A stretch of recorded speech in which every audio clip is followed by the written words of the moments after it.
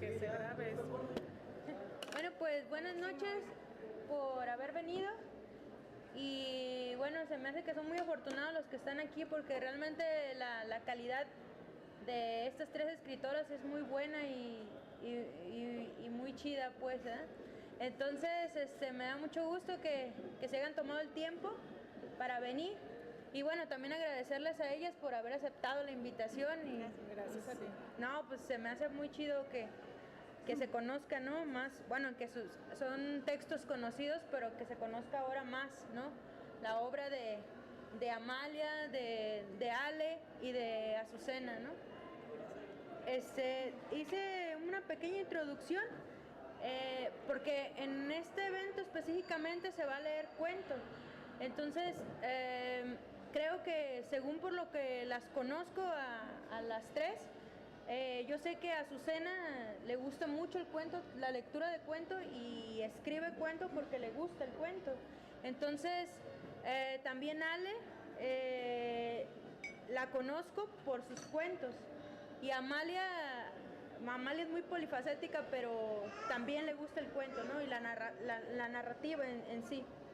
Bueno, hablar del cuento en el sur de Jalisco es como observar un cordel interminable de papel picado, como el que cuelgan en octubre en las calles para el señor San José.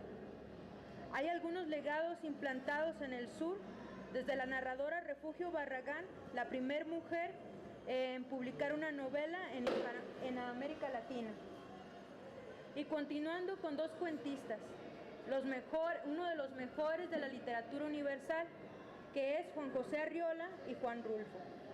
Por una parte, entendemos los croquis laberínticos del ingenio y la maestría narrativa del juego y la exactitud con Arriola.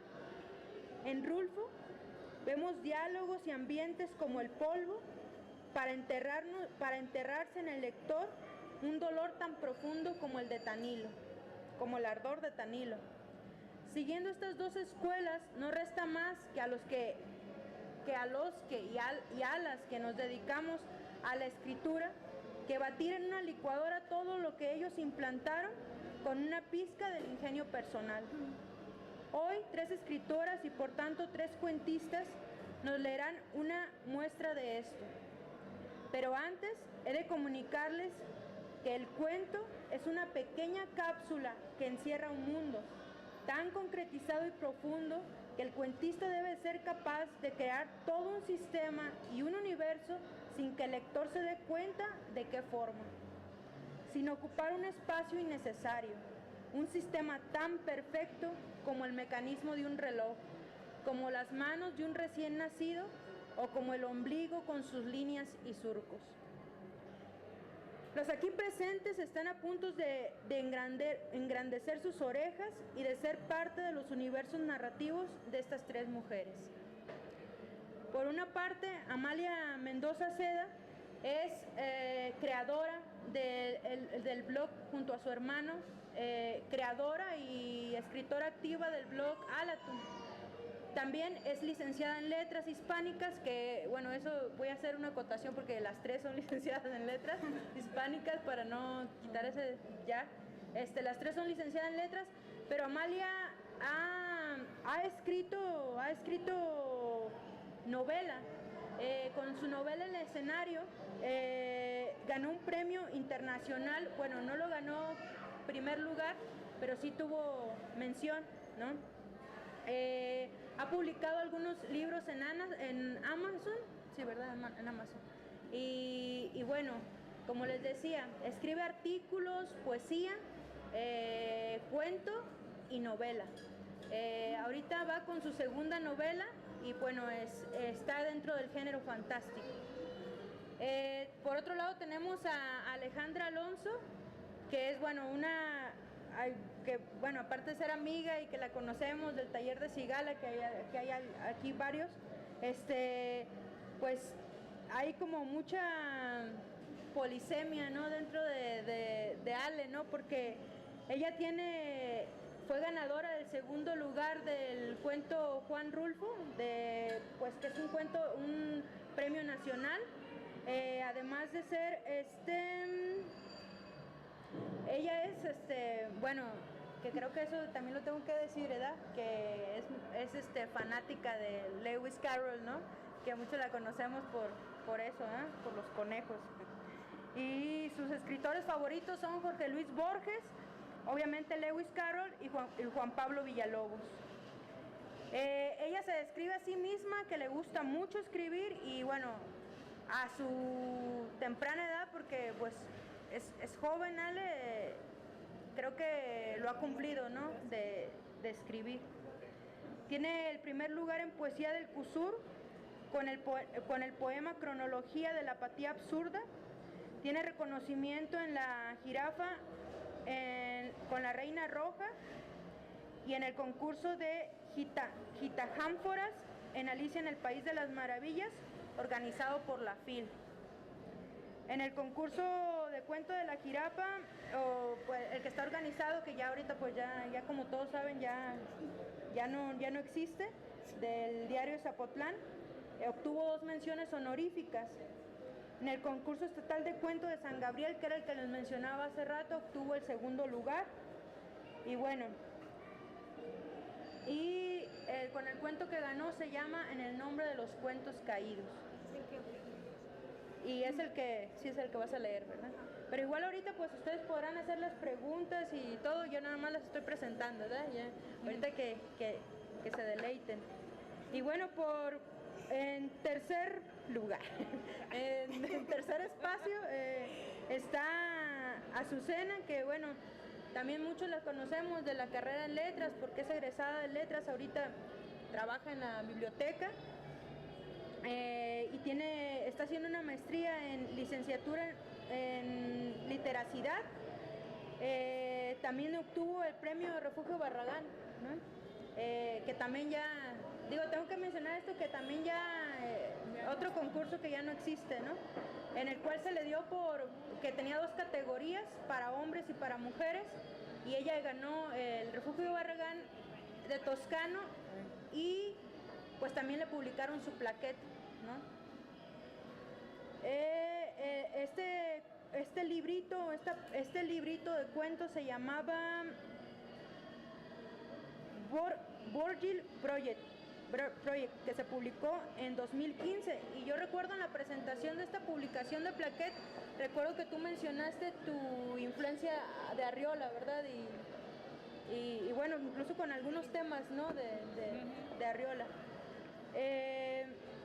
Es ganadora del concurso de cuento del Cusur con el cuento El Gobelino, y también fue en 2015, y mención honorífica en el concurso de poesía del Cusur con el poema Sarcástico País. Entonces, como pueden ver, pues podemos, bueno, aparte de que ahorita van a escuchar su lectura y van a ver que su literatura, y van a ver que no estoy exagerando, que son buenas, creo que lo que las distingue a las 3 es que han trabajado en la escritura, pues, y como ven, pues son jóvenes y pues sí, son bien chambeadoras en la literatura, y eso creo que en cualquier momento de la historia es aplaudible, pues, y bueno, yo que también me gusta mucho la literatura, creo que es bueno. Y pues ya les dejo para que empiecen. Vamos a comenzar con Amalia, después va a seguir Ale y después Azucena.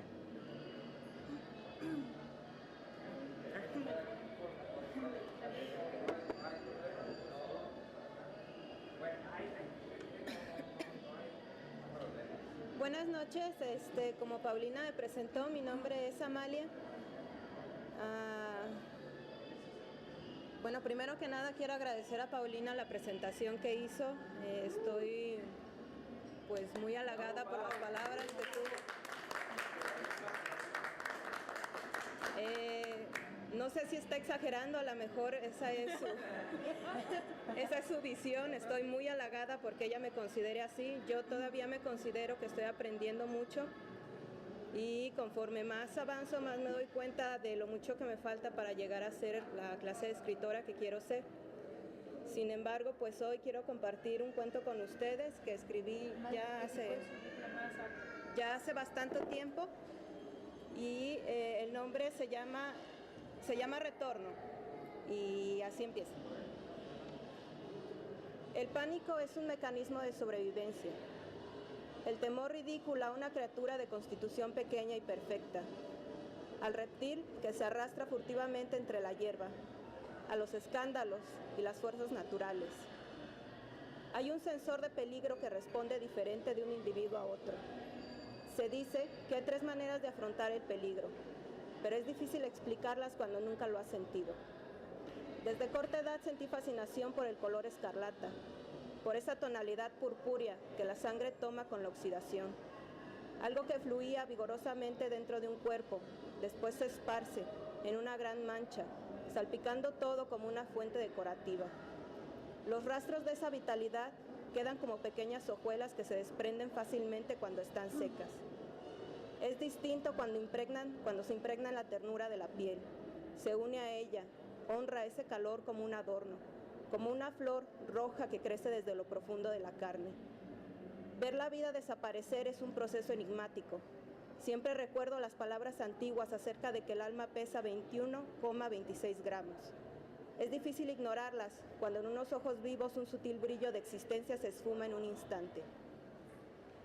Fascinado por la historia de esa alma que abandona el cuerpo al morir, intenté verlo cuando niño. Mi madre me compró un pequeño ratón al cual llamé Queso. Siempre me mordía. Queso era una criatura inútil, pero cuando leí todas esas teorías ensoñadas, por fin le encontré un uso favorable. Me pregunté si dentro de ese pequeño cuerpo podría encontrar un alma. Los libros decían que en los perros no hay ningún cambio en el peso del cuerpo al morir, así que se dedujo que el alma únicamente podía existir en los seres racionales. Era probable que no pudiera ver nada, pero en la curiosidad de comprobarlo hice mi primer experimento. Deseaba ver el proceso de la muerte en su transcurso. Tenía que idear una forma que me permitiese ver el proceso antes del deceso. Recordé a mi madre. El día del cumpleaños de papá echó a hervir unas langostas vivas en ese caldo hirviente. Tardaron un momento antes de morir. Me pareció perfecto. Así que sin más ideas en mi mente infantil, decidí hacer lo mismo con Queso. Aproveché la ausencia total en casa. Usé una de las mejores ollas que teníamos, de acero inoxidable con fondo de teflón. Esa me permitía ver un buen contraste entre el cuerpo del ratón y el fondo del agua. Después de un largo rato, impaciente, conseguí la ebullición. Busqué un pequeño banco que me daba la altura adecuada para ver el fondo del proceso. Antes de soltarlo, observé fijamente los ojos de Queso y después de hacer las apropiadas anotaciones, lo lancé al agua. Se escuchó un extraordinario y desgarrador chillido. Se movió desesperado, intentando salir. Hizo que el agua chapoteara quemándome al salpicar. Sin embargo, no fue demasiado tiempo. De hecho, pensé que había sido más rápido de lo que deseaba. Después de 1 minuto, tal vez menos, Queso estaba completamente enroscado. Flotaba entre burbujas de una olla. Entonces hice las anotaciones apropiadas. A pesar de lo rápido del proceso de muerte del sujeto, noté una clara diferencia antes y después de la muerte. Aún en el caos, ya en sus últimas fuerzas, cuando no le quedó energía para luchar, pude ver que esos pequeñitos ojos ulcerados, algo cambió. Fue algo mágico, como su vida abandonaba un cuerpo. De alguna forma, dejó de existir. Su expresión desesperada se convirtió en algo estático. No sé exactamente qué fue. Creo que los grandes sabios estaban en lo cierto y a la vez equivocados. Yo vi el aleteo final de esa mariposa, del alma, en esa pequeña criatura sin voz, sin razón siquiera de que existía. Mi madre llegó cuando estaba terminando de escribir. No me dio tiempo de limpiar el desastre. Me sentí inmediatamente en problemas. Después de todo, había tomado sin permiso una de sus ollas favoritas. Llegó a la cocina, en donde en primera instancia me sonrió, al verme con su delantal puesto y algo cociéndose a fuego lento en la estufa. Pero su expresión cambió drásticamente y soltó un grito aterrador al ver al ratón flotando en la superficie. Su voz me recordó a la que había escuchado antes, en Queso. Me preguntó si yo lo había hecho. No podía responder otra cosa. Entonces su mirada de terror se transformó en algo malévolo, en una expresión de esa alma intangible y sin embargo innegable. Su furia vino con desesperación. Me arrebató el cuaderno de las manos y lo tiró a la basura. Entre gritos y tirones me levantó sobre la estufa, forzándome a tocar el acero de la olla hirviente. Lloré de dolor y con la mano aún ardiente me llevó a rastras hasta mi habitación. en donde me encerró durante todo el día. Por la noche entró silenciosamente, ante la luz de la luna, lloró por horas, observó en mis manos esas pequeñas bolsas de agua brotando sobre la piel, curó mi mano y a su manera torpe habló conmigo, explicándome la razón de su enojo. Estaba enojada por el ratón, como se enojó conmigo cuando le enterré el lápiz en la pierna a ese niño egoísta, que no quiso darme de su jugo cuando tenía sed. Ella pretendió tener una postura intelectual, firme, pero comprensiva. La realidad es que para ese momento a mí ya no me importaba. Dejé de confiar en ella, era estúpida. A pesar de la espantosa experiencia en que mi madre convirtió mi primer experimento, no desistí en adquirir conocimiento. En secreto, traté de ver ese último avistamiento algunas veces más para confirmarlo. Durante una tarde atrapé a unos pajarillos que ya había visto en un nido de golondrinas. Después tuve la suerte de atrapar al gato de mi vecina que rondaba por mi ventana. Después lo hice con unas ranas que encontré en el arroyo del campamento infantil al que mis padres me enviaron en vacaciones. Finalmente con un perro callejero que estaba rondando cerca de la calle donde vivía.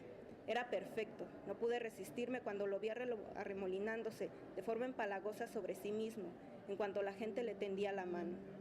Todos mis experimentos terminaron escondidos por allí, o en un parque cerca de casa. Me escapaba para darles una apropiada sepultura, como mi madre decía. Tanto en mi casa como fuera de ella pasé el resto de mi vida descifrando la existencia de esa ánima. Dentro de mi lista de sujetos, añadí a su debido tiempo el ser humano. Como el ser humano era más complejo, al principio estudié las emociones más básicas, como el odio y el amor. Fueron obvias, un comportamiento desata una respuesta. Pero para asegurarme de no dejar nada de lado, actuaba diferente dependiendo de mi sujeto de pruebas. Con el tiempo noté pequeñas diferencias, matices de la conformación única del alma. No he de negar que me incliné a los sentimientos de ira y placer. Comprendí con el tiempo que la verdadera naturaleza del ser se encuentra en aquello que todos tratan de controlar. En esa realidad caótica conformada de pensamientos básicos en la selección natural y a la que todos por alguna razón parecen temerle. El enojo, la envidia y el temor tienen matices inigualables. En vía de acercarme a esa esencia me adentré en ese desorden y perdí mis limitaciones. Quité de mis brazos las ataduras de los preceptos sociales, que solo seguían seres desabridos y patéticos. La vida es especialmente agresiva cuando esto pasa.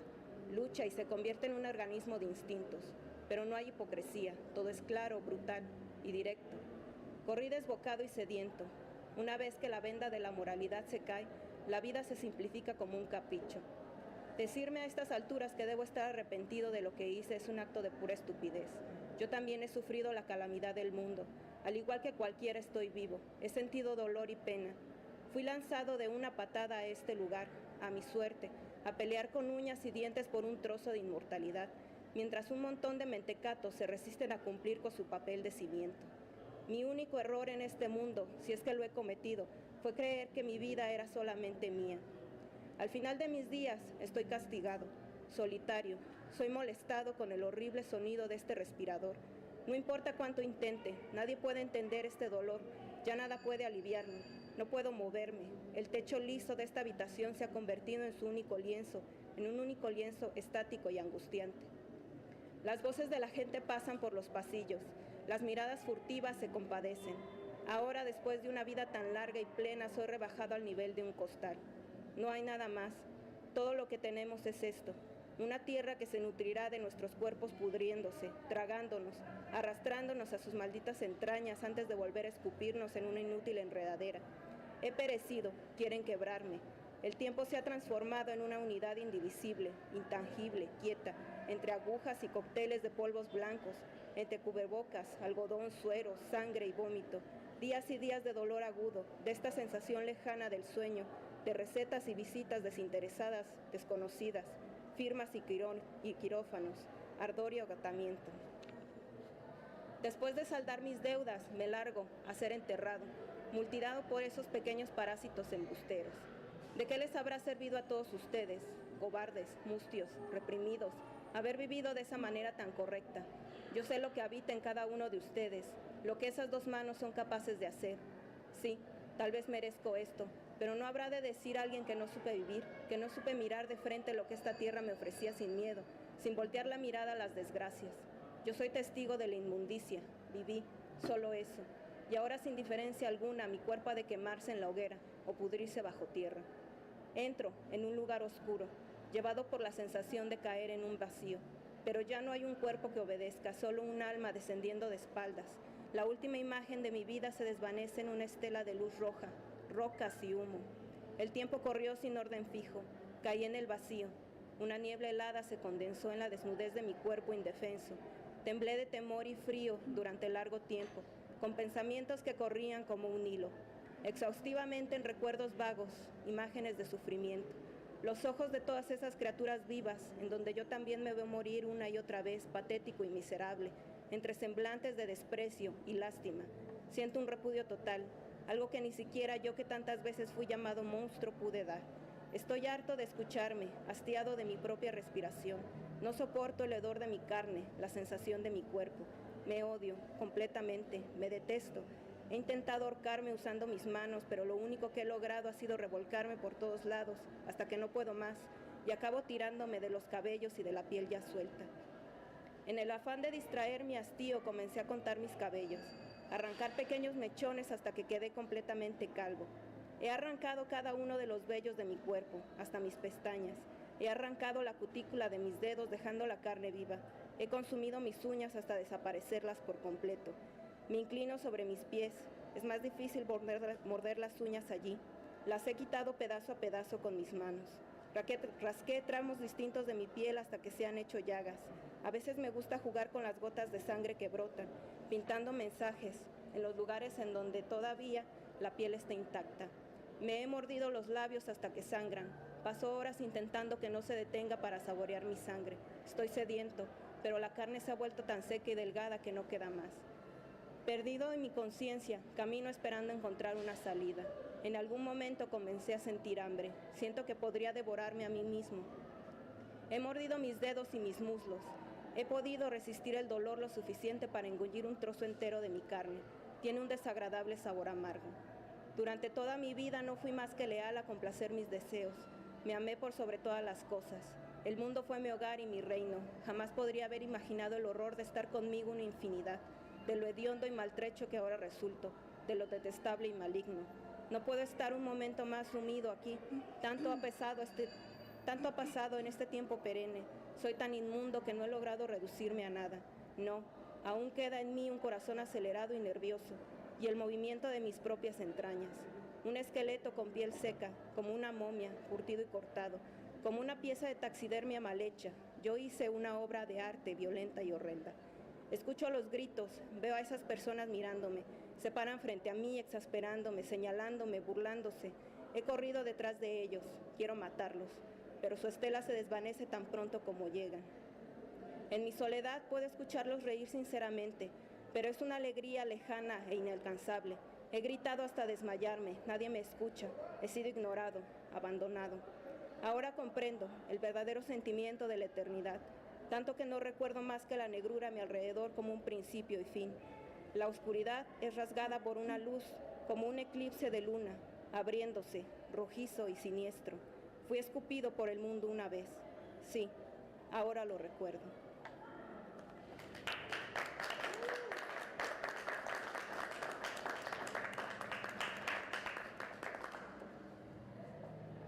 ¿Tienen algún comentario? No. ¿Alguna pregunta que le quieran hacer a Amalia sobre su tema, sobre el cuento? ¿No? ¿Seguimos? Igual al final pues podemos charlar. Bueno, buenas noches y muchas gracias a todos por estar aquí, por estarme acompañando y muchas gracias a ti, Paulina, por invitarme. Y bueno, yo les voy a leer un cuento que es el que tiene en la hoja y algunos ya lo conocen, pero es el que más me ha gustado de los que he escrito. Y de todos modos estoy por terminar un libro de cuentos que próximamente voy a mandar a concurso y pues si no gana lo voy a publicar. Sí, gana. Se llama, a ver si hablo recién porque hablo bien bajo. En el nombre de los cuentos caídos. Cuando él escribió la última palabra sobre mí, me levantó ante sus ojos para mirarme desde el principio hasta el final. Yo era tan solo un recién nacido en las manos de su autor. Estaba nervioso. Me preocupaba que me faltara alguna coma, algún acento. Tenía miedo de no agradarle a mi autor, de ser un fracaso. Además de que me aterrorizaba la idea de terminar encerrado en el baúl donde están los cuentos abandonados. Ellos gritan por las noches cuando los visitan las termitas. Pero dejé de tener miedo cuando mi autor comenzó a estrecharme suavemente en su pecho. Pensé que algo extraño le sucedía a los escritores cuando daban a luz a un cuento. Hacían todo un ritual. Por ejemplo, el mío daba giros de felicidad como una bailarina y me agitaba en el aire como si fuera la bandera de su triunfo. Yo me sentía muy halagado. No sabía cómo era capaz de dar tanta felicidad a mi autor. Soñaba con ser un gran cuento que atrajera la atención de muchos lectores. Pero minutos después, mi sueño terminó cuando mi autor me llevó nuevamente al escritorio para leerme una y otra vez en voz alta. Me leía penetrando sus ojos en cada una de mis palabras.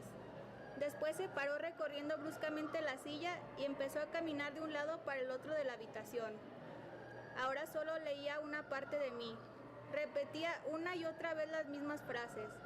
Por su expresión confundida en el rostro, me di cuenta de que mi autor había encontrado una deformidad en mí. Yo trataba de mantener la calma, pero me asusté demasiado cuando mi autor tomó una pluma de su escritorio y me marcó una enorme X de color rojo en mi cuerpo.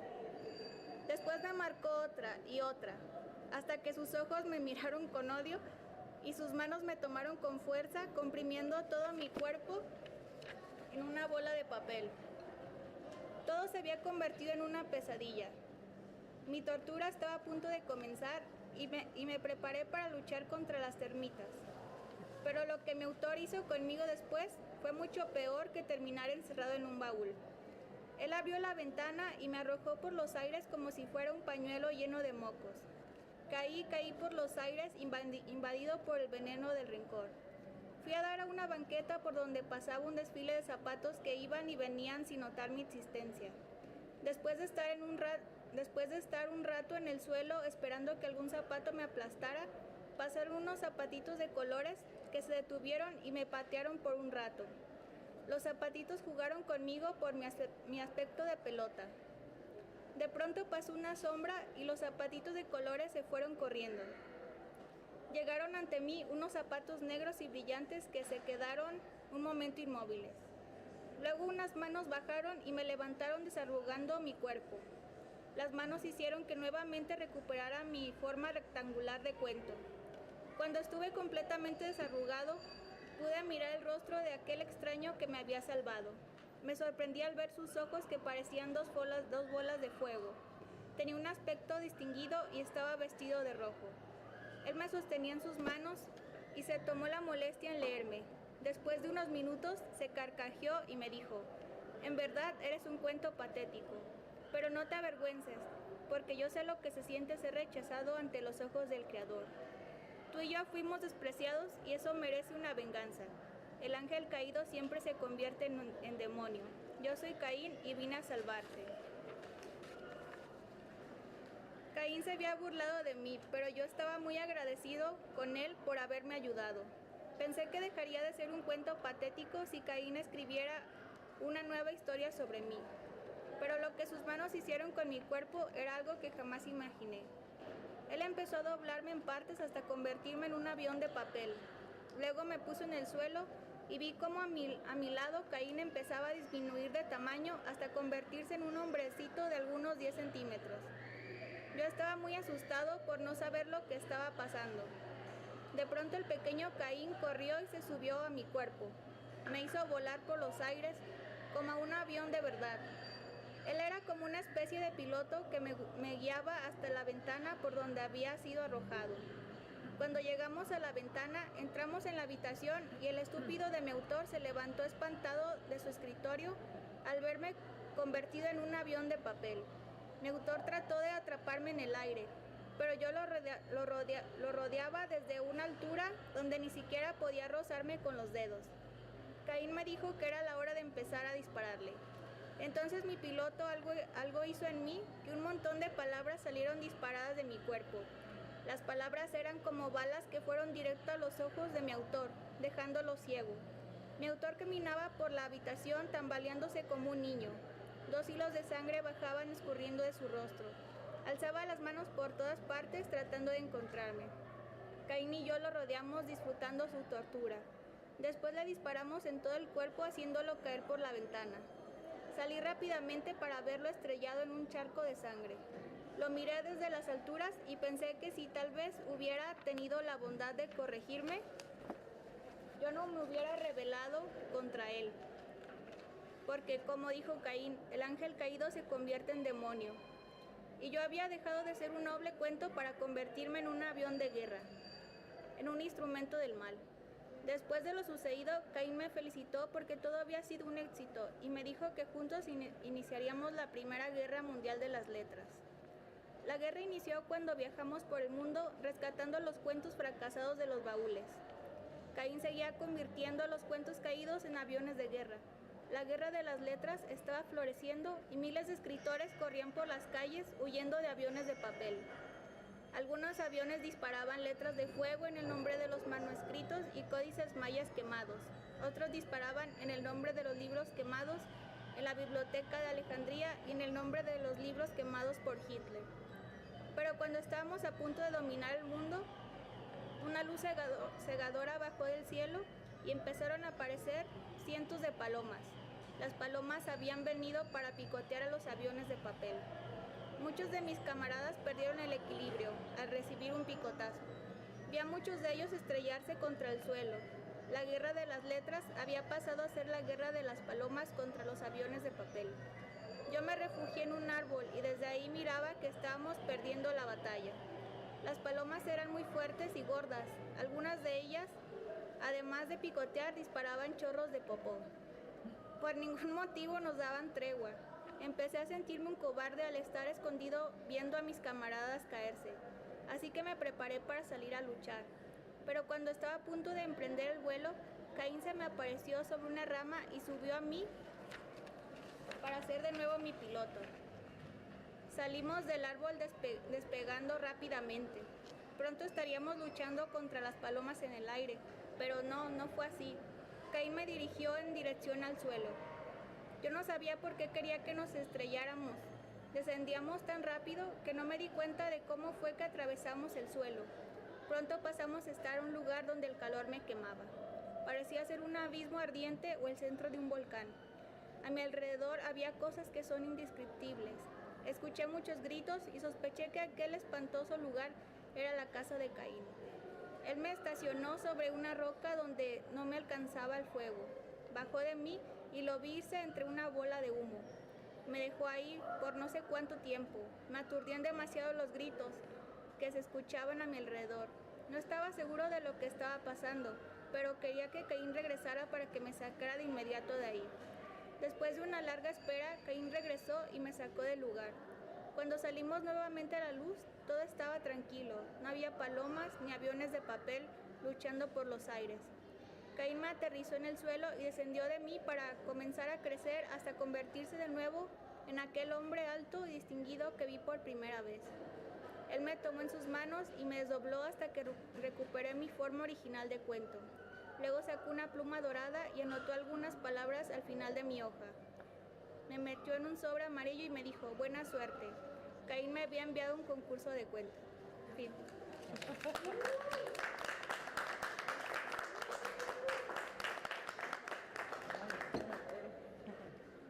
Bueno, pues si tienen alguna pregunta o algún comentario a Ale, pues si no, nos esperamos al final, pero mientras la güera se prepara para Ya.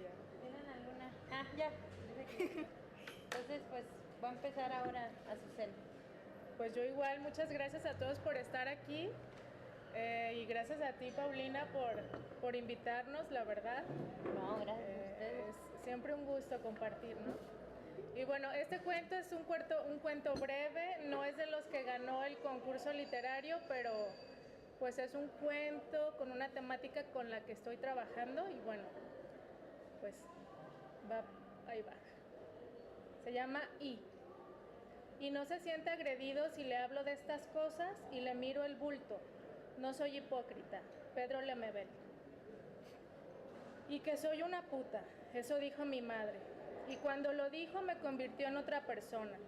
Por primera vez sentí que había dejado de ser la que era, lo que era, un estorbo, una carga. Ahora soy una cualquiera y me ha echado de la casa. Luego se ha arrepentido, ha llorado, me ha lanzado toda su letanía. Se ha sentido miserable de que yo sea su hija y me ha reprochado todos los cuidados que fervientemente y con su amor de madre me ha dado. Ella que ha aguantado la petulante conmiseración de los demás para terminar sintiéndose un fracaso por haber engendrado una hija como yo.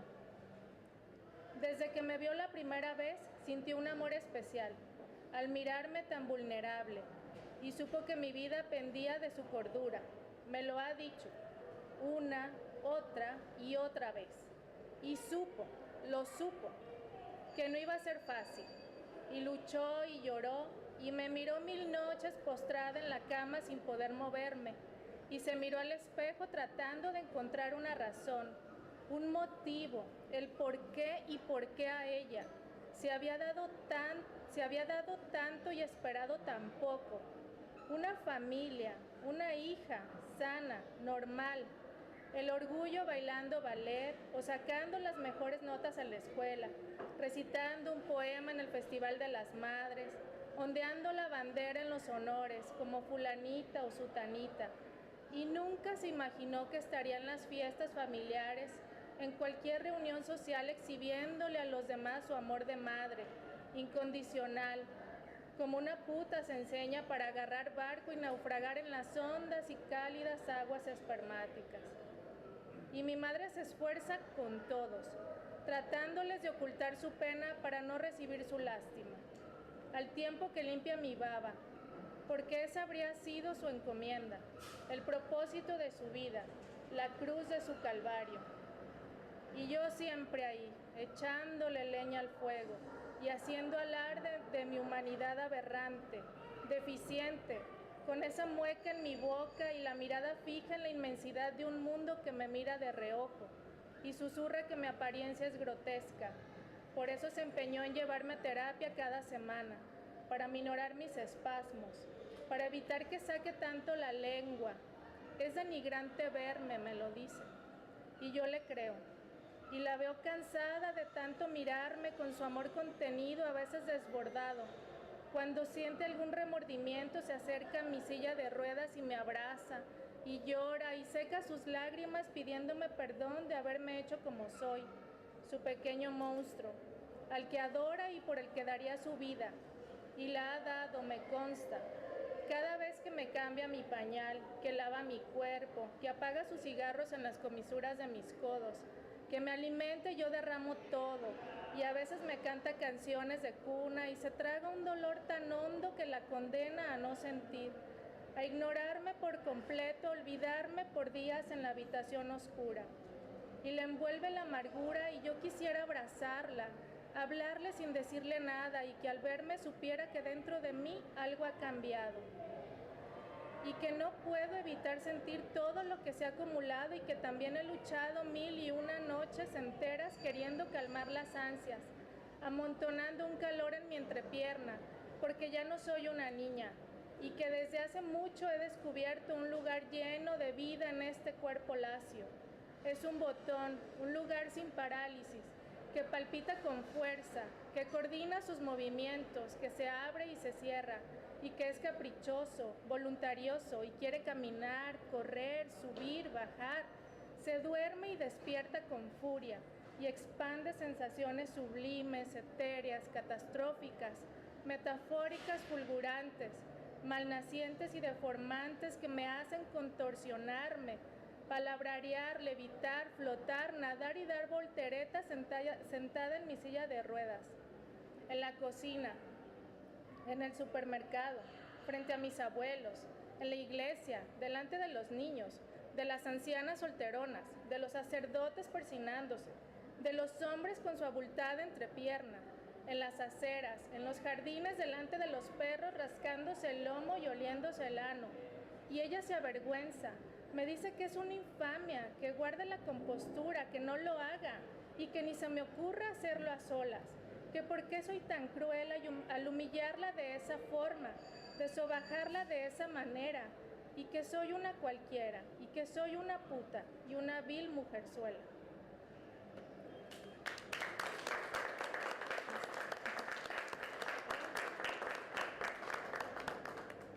Pues, no sé si tienen alguna pregunta, algún comentario que quieran hacerle a las muchachas. Gracias por la...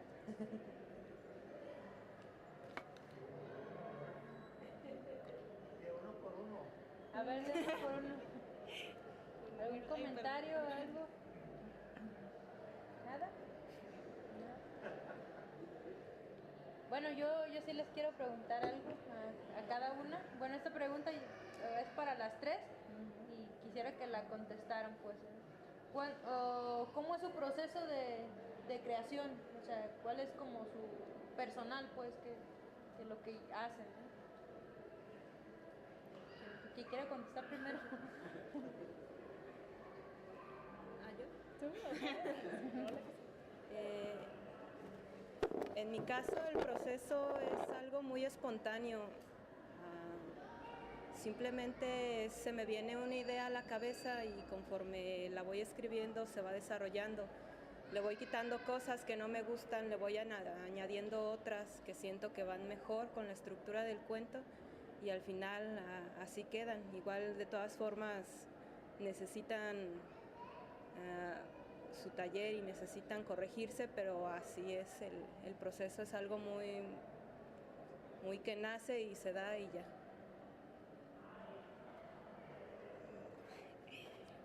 Pues el mío, bueno, a mí me gusta mucho el género fantástico y pues sí, en el proceso sí me gusta mucho estar leyendo cuentos, estar escribiendo siempre, corrigiendo, tallereando y también me gusta estar pensando en nuevas ideas y pues así. Bueno, yo, a mí me gusta más la literatura que refleja la realidad, entonces siempre hay temas que me preocupan y yo creo que mis cuentos los escribo cada que los pienso, antes de escribirlos, entonces influyen mucho en mis lecturas. Siempre me influyen ciertos escritores, como decía la güera, Juan José Arriola, José Revueltas, Pedro Lemebel, Felisberto Hernández, Rosario Castellanos. Hay muchos escritores a los que siempre estoy recurriendo y si hay un tema que me preocupa, por ejemplo en este cuento a mí me preocupa o me pongo a pensar en la vida sexual de las personas con discapacidad, o sea, ¿cómo puede ser la vida de una jovencita que entra en la pubertad y que tiene ganas de sexo, pero pues simplemente tiene parálisis cerebral, ¿no? Entonces, ¿cómo podría ser la vida allá? Y es donde yo empiezo a imaginar el cuento, mucho antes de escribirlo. Ya cuando me siento a escribirlo, a lo mejor sí influye esa cierta inspiración y pues ya empiezo a tratar de ser coherente con lo que quiero decir y lo que yo pienso. Bueno, también tengo un par de preguntas, pero les iba a preguntar, ¿qué tan difícil creen que es escribir o dedicarse a un oficio de escritura en este momento? Pues, o sea, creo que siempre ha sido difícil, pero bueno, es lo que yo pienso, ¿verdad? Pero personalmente, ¿cómo han vivido esto de pues, dedicarse a escribir o querer escribir? Porque casi creo que todos tienen un trabajo alterno, ¿no? O sea, aparte de esto. Entonces, ¿qué tan difícil es llevar estas dos cosas, pues? No sé quién quiere contestar primero.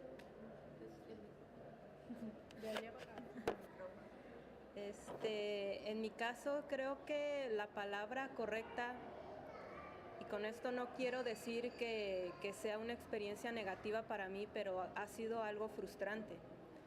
El hecho de que cuando tú eres más joven y empiezas a escribir, y de repente alguien te dice o alguien te lee y dice que tienes algo que puedes desarrollar, todo empieza a fluir de manera muy bonita, ¿no? Y empiezas a ver todo de color rosa. Y cuando llega el momento en el que tienes que darte cuenta que no nada más puedes escribir, sino que ya creciste, que tienes que comer, que tienes que aportar otro tipo de gastos a tu vida, y que te das cuenta que esto no te lo va a dar, pues entonces empieza a ser frustrante porque tienes que dedicarte a otras cosas que no te gustan tanto y tienes que partirlo, ¿no? O sea, tienes como que dejar a tu bebé de un lado y decir, tengo que comer, tengo que sacar dinero de otro lado y esto no me lo va a dar. Y entonces empiezas a trabajar en ambas cosas y es lo que le comentaba a Paulina hace un momento, o sea, tienes un pie en una cosa y tienes un pie en la otra. Y hasta cierto punto uno se llega a preguntar qué tan realista está siendo, ¿no? O sea, con respecto a esto, si alguna vez te va a dar algo realmente. Y empiezas a frustrarte en el hecho de pensar que a lo mejor incluso estás pensando de una manera patológica, que estás enferma de algún sentido en el hecho de pensar que realmente te va a dar algo y a lo mejor no es así. Entonces te frustras, o sea, para mí ha sido frustrante, lo amo, pero a la vez es como amor y odio al mismo tiempo.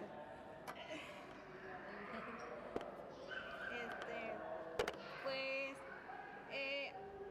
bueno, a mí no se me hace difícil imaginar porque me gusta, o sea, me gusta, bueno, sí, sé que es difícil escribir y, o sea, hacer que quede como cuento y todo eso, ¿verdad? Pero sí, o sea, me gusta mucho estar imaginando y sé que es difícil, pero si tengo que dedicarle cierto tiempo cada día, lo hago porque pues algo que yo quiero hacer y también sé que pues a lo mejor no es algo de que hay, o sea, no estoy pensando, ay, me voy a volver famosa o no, ¿verdad? No estoy pensando en eso, simplemente lo hago porque me gusta, o sea, es algo que yo quiero hacer toda la vida y sé que es difícil, pero yo siempre quiero estar constante, por eso, bueno, los que me conocen aquí ya saben que no falto al taller ni nada de eso y siempre le estoy pidiendo consejos pues a los que tienen más experiencia y sí quiero irme desarrollando más como escritora, pero sí sé que es difícil, pero quiero que llegue un momento donde ya no me sea difícil y ya lo maneje bien pues esto. Bueno, a mí en mi caso, como trabajo en la biblioteca de CUSUR y luego estoy estudiando una maestría, estoy casada, tengo hijos, mil cosas, pues sí, ha sido un tanto complejo dedicarle el tiempo que yo quisiera a escribir, porque de leer no tengo problema, puedo leer siempre en las noches, en la mañana, siempre cargo en mi bolsa un libro y estoy leyendo y leyendo, pero escribir pues demanda más mi atención, más mi tiempo, no sé, mi entereza. Y pues yo igual, o sea, yo escribo para mí, no para tratar de llegar a ser alguien como escritora. La verdad no me veo como escritora como tal, porque tal vez no sea mi sueño, pues, ¿no? Escribo para mí. Si eso le gusta a los que pudieran leerme o algo, pues es bueno, qué bueno. Pero no es mi sueño convertirme en escritora. También pinto, entonces no es mi sueño convertirme en pintora. Simplemente hago esto porque me gusta, porque encuentro en la literatura la forma de entenderme a mí misma, en la pintura igual, entonces es algo que me ayuda a entenderme y a entender mi realidad, ¿no? El mundo en el que vivo. ¿Qué es lo que para ustedes es más complicado hablando del cuento, pues? O sea, no sé, porque las personas que escribimos tenemos como una cosa que se nos fluye, va y chido, ¿no? Va todo bien y de repente ya cuando, como decía Amalia, ¿no? Lo dejas y luego lo vuelves a ver y qué es lo que ustedes sienten que es como su talón de Aquiles dentro de la narrativa que ustedes han dicho. He batallado con esto pues mucho tiempo y como si fuera un potro, ¿no? Que no se domina todavía, ¿no? Entonces, ¿qué es eso, no? que no se domina todavía. En mi caso yo creo que es el hecho de que soy una persona por naturaleza muy errática. Como que no me concentro en una sola cosa a la vez, sino que se me vienen muchas cosas a la cabeza, hago muchas cosas a la vez y al final no termino por hacer nada. Entonces eso a veces se ve muy reflejado en la forma en la que escribo, o sea, agarro una idea y no la termino y ya empiezo otra y no la termino y ya empiezo otra y no la termino y a veces me cuesta como hacer ese cierre, de manera que termina siendo todo como muy atropellado en mi forma de escribir, y entonces eso es con lo que siempre estoy trabajando, en el hecho de limitarme a no dejarme ir, o sea, en lo que estoy pensando, y a no hacer esa cadena que al final de cuentas se vuelve interminable y hace todo de mi trabajo algún caos. ¿Me permites?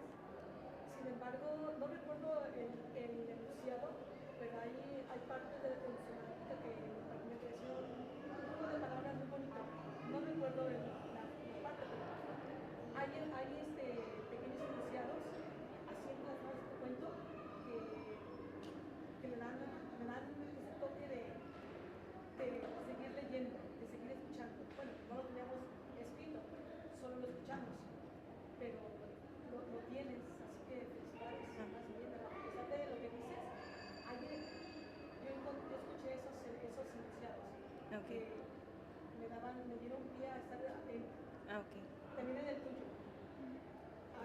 No recuerdo los enunciados, no tuve un lápiz como para subrayar, ¿no? Que te puedes comentar, pero también eso es lo y me dio risa varias veces cuando leías el cuento, muy fantástico, como tú dices, ¿no? Muy chistoso, así como fuera de la realidad y te causa risa. También. Okay. Gracias. No sé, deja pienso. Bueno, ¿qué es lo difícil? Que yo soy muy crítica conmigo misma y no me gusta lo que escribo. Aunque escribo para mí, siempre estoy boicoteando mis cuentos. Estoy tratando de borrarlos porque los escribo y los leo y me gustan y luego los odio. Entonces tengo siempre una lucha constante con mi escritura. Y yo sé que es un proceso, o sea, a final de cuentas es la forma de entenderme, de cómo yo veo el mundo. Y pues bueno, yo creo que eso es con lo que no he podido superar, porque de hecho les comentaba a mis compañeras que escribí 15 cuentos y nunca los guardé, me gustaban algunos y los imprimí, me puse a leerlos y luego los rompí porque o sea, como que no me gustaban. Y ya después se me perdió la computadora donde los tenía y me quedé sin cuentos, sin mis 15 cuentos. Entonces yo pienso que mi problema es ese, ¿no? Que espero a lo mejor mucho de mí y no me acepto en realidad tal cual escribo. No sé qué decir. Bueno, pues es que yo creo que,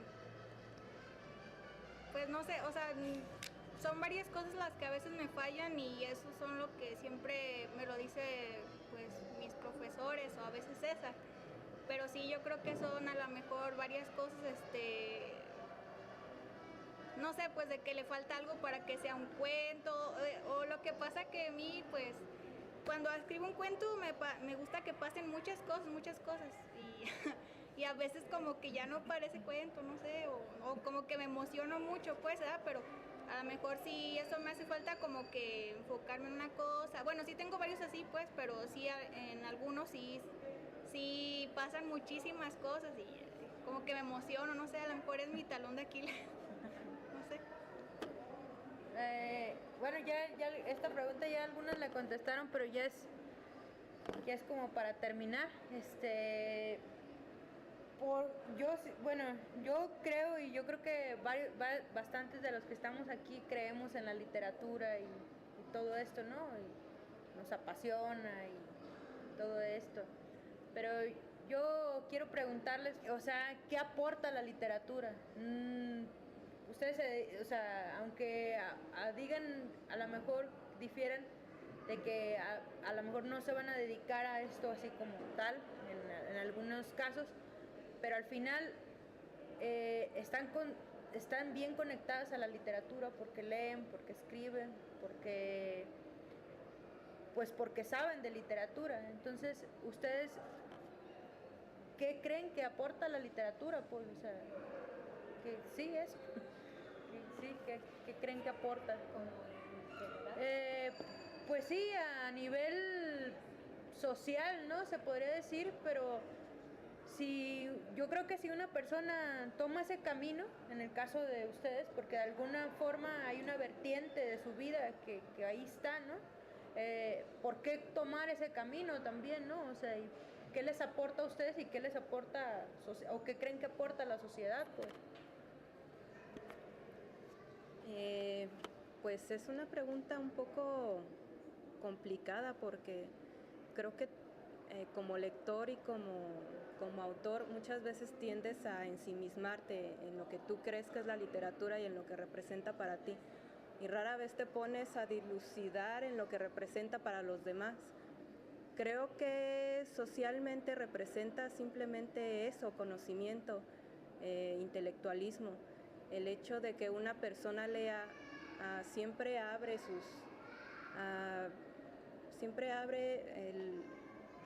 su forma de pensar, su forma de comportarse.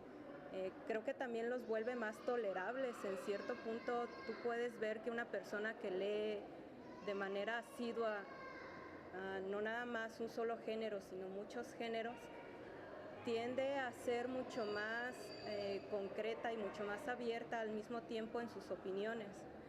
Yo creo que la literatura aporta eso, aporta conocimiento y el hecho de no tener pues una sociedad ignorante.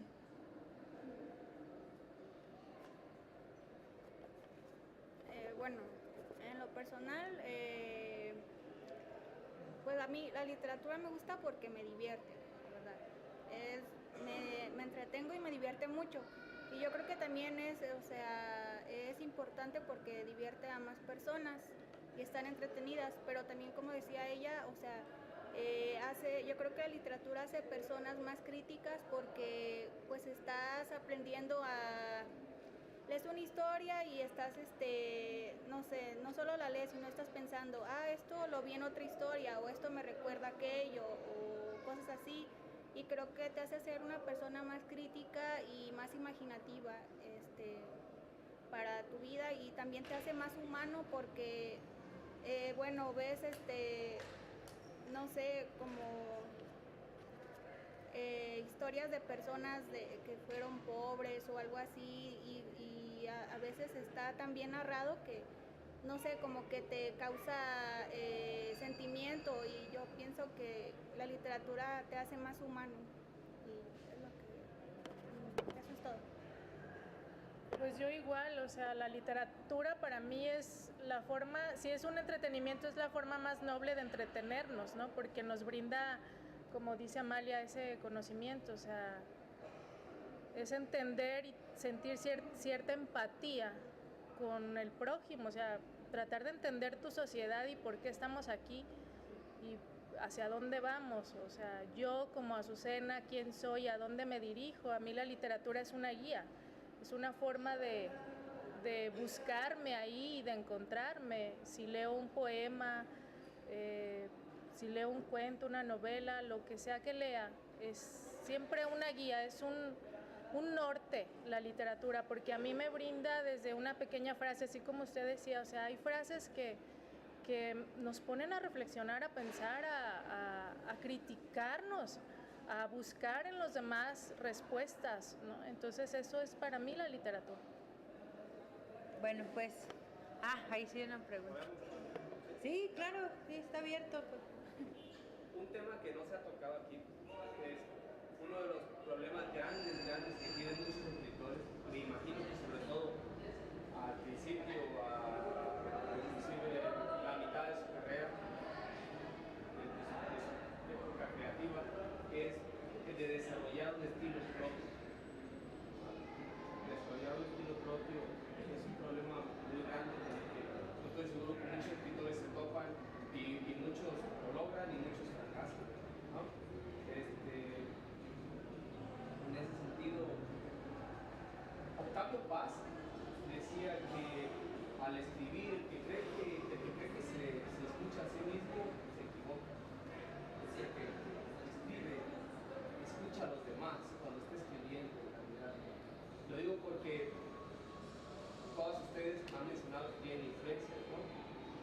quién no las tiene.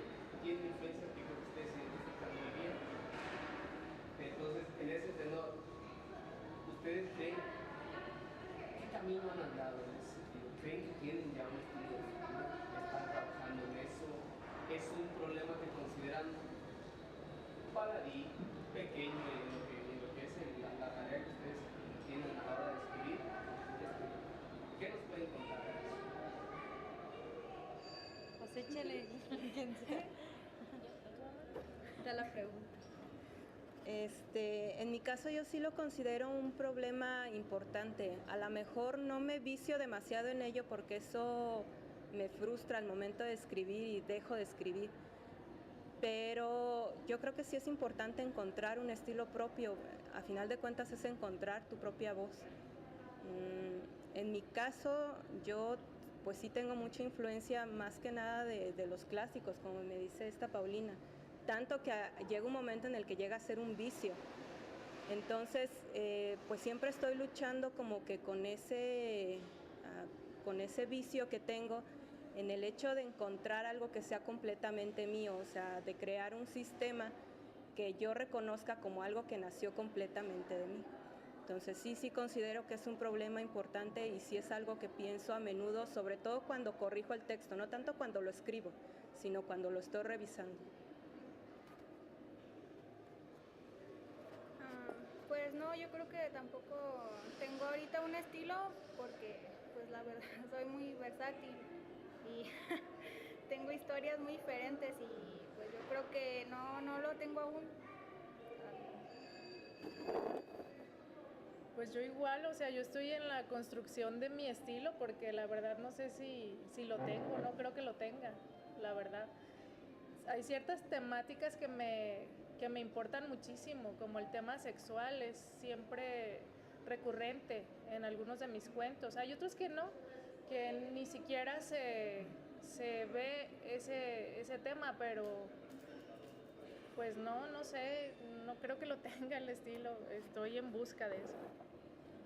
Bueno, en que también por estilo se entiende pues que es la forma, ¿no? Sí, No sí, el sí. tema, ¿eh? Pero Sí. sí. La técnica, la Pues no sé si quieren alguien más aportar algo. Preguntas, ¿ya? Pues ya damos por terminado esta velada, A mí me gustaría, bueno, a mí me gustaría decirles que desde que me dijo esta Paulina que se iban a presentar ustedes tres, yo dije, va a ser una velada excelente y la verdad que qué pena que seamos pocos, pero la verdad que nos la pasamos súper bien, me da gusto escucharlas, saber que todas las tres han obtenido premio, las cuatro ahora. Me consta que son personas que trabajan y escriben y leen e insisten. Es bueno en ocasiones enviar los cuentos a los concursos, a esta cosa, porque se mide uno y se incentiva uno a escribir y como se da uno cuenta en qué nivel anda. Un poquito pues no sé, para comentar sobre el estilo, cuando les estabas preguntando a ellas, yo como que me puse a pensar también, y yo creo que el estilo comienza cuando el escritor cuando se resigna a ser el que es, cuando dice, no puedo ser otro más que el que me tocó ser, y ahí empieza a construir el estilo. Y el estilo creo que es una cosa que va evolucionando conforme evoluciona el escritor en las diferentes edades y que va leyendo más y que se va interesando en nuevos asuntos, en nuevos temas y va descubriendo a nuevos autores. Pero sí creo que el estilo comienza cuando el escritor dice, no puedo ser otro más que este. Y a partir de aquí, pues de lo que soy, lo mucho o lo poco, a partir de ahí yo voy a comenzar a construir una obra o construirme yo como escritor, pero yo creo que las tres tienen una personalidad definida. Quizá, bueno, dudas en cuanto a algún texto, creo que las vamos las vamos a tener todos los escritores, hasta los que están muy, muy hechos. Ir a los textos con la convicción de que lo que escriba me va a salir excelente, creo que es la mejor manera de garantizar que no te van a salir los de estos textos. Digo, ojalá, yo tengo 50 años, ustedes son jóvenes, pero ojalá esta confianza, decir esta soy yo y a partir de aquí voy a empezar a construirme, que creo que llevan más camino andado de lo que ustedes mismas pudieran llegar a pensar.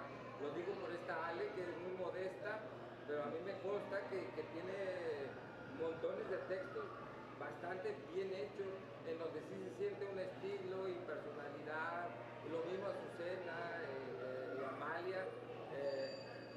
No, pues, la verdad que me dio mucho gusto quedarme y que estuvieran aquí hoy, esta noche a las 3, es un placer.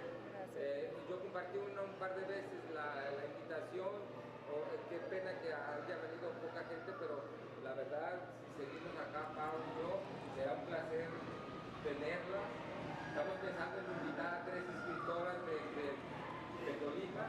Sería muy interesante volverlas a invitar y también usualmente y tradicionalmente el oficio de las letras estaba como más cargado hacia el género masculino y me da muchísimo gusto que cada vez haya más mujeres escritoras.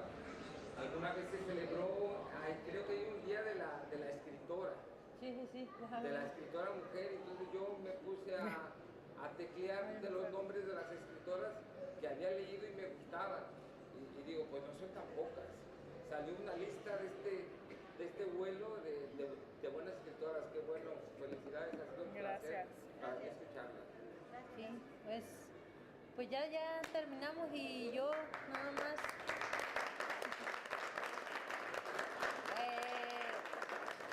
me estaba dando cuenta que reitero y estoy de acuerdo con César en que yo siento que sí son modestas las 3, pero yo siento que sí están así como pues su estilo. Creo que sí hay un estilo que obviamente se tiene que trabajar las voces y todas estas cosas, pues hay mucho trabajo porque esto es un oficio pues en el que se tiene que trabajar mucho, pero yo también estoy orgullosa de ustedes, las 3 las conozco, ya tenemos años conociéndonos y yo estoy orgullosa porque en primera yo tengo mucha fe en la literatura, ¿no?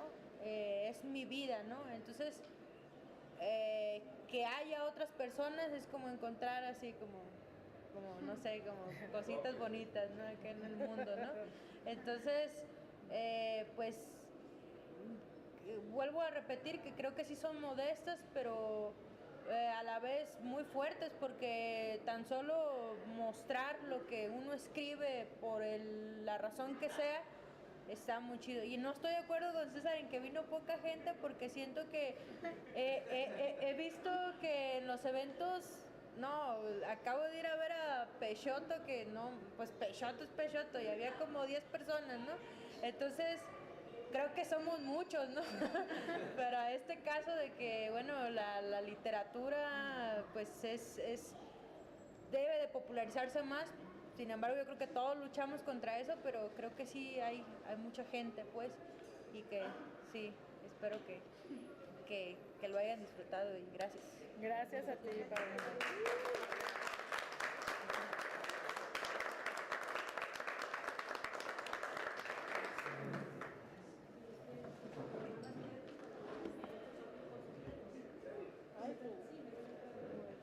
Felicidades, súper padre. Me gustó mucho. Felicidades. Ale, ya la conocía.